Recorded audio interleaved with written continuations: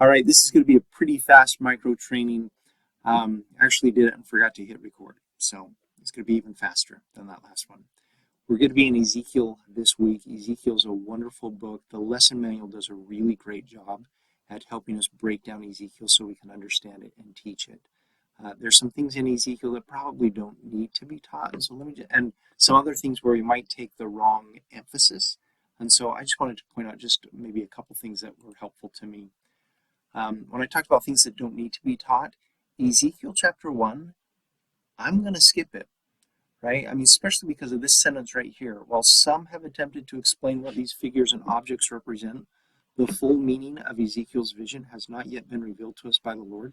If we don't know what it means, then why are we spending all this time right here talking about it? So I'm skipping it. It's weird. It's like a four-face person. They got a face here, a face here, a face here. They don't turn. They just walk. Wings. It's beyond me, right? So I'm going to just start in Ezekiel 2, which is actually the message that he hears while he has the vision. And I think that one is better than just the vision. But here's the other part where we might focus on the wrong thing. Ezekiel has a lot of information where it's like, let's focus on the role of a prophet, the message of a prophet, what happens if the prophet doesn't give the message.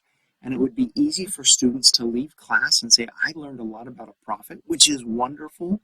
However, when we're looking at what we've been asked to focus on, we love those we teach. We teach by the Spirit. We teach the doctrines. We invite diligent learning, and we focus on Jesus Christ. And so let's make sure that we just maybe tweak just a few things so when they leave class, they're not saying, I'm so glad that I have a prophet that has done this.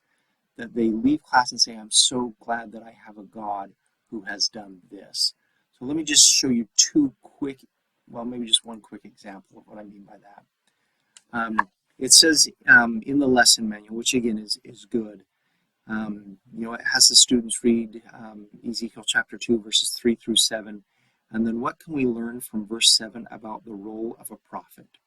Right? And then here's what they want us to get, like the principle that they hope that we understand and that our students understand, and we've got it written on the board. Remember, if it's in bold, write it on the board.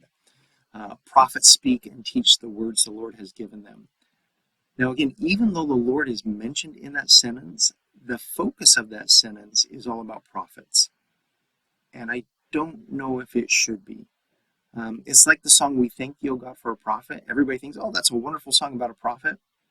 The song is all about how good God is. There's only one verse or one phrase about prophets, and that's the very first phrase. But all of the other phrases and in that song are all about the goodness of God. And yet we think it's a song about a prophet. And so again, just to refocus. So in my own class, instead of reading verses 3 through 7 and then asking them, what can we learn from verse 7 about the role of a prophet? I'm going to be asking as they read it, what did you learn about God from reading his words to his prophets? That's what I want them to look at. I want them to see that God doesn't give up on a people. I want them to see that God knows that some people will accept and will reject his message, but he gives the message to both people. I want them to see that God sends a prophet to help the people. But again, I want them to know a little bit more about their Savior and God as they read those verses. This is my lesson plan that I'm actually going to be teaching. I'll send it out with this one so you'll have it if you want to use it. I don't care if you use it, but just so you can kind of see some of the other things that I'm doing if you'd like to. It's a fun one, though, with the watchman on the towers.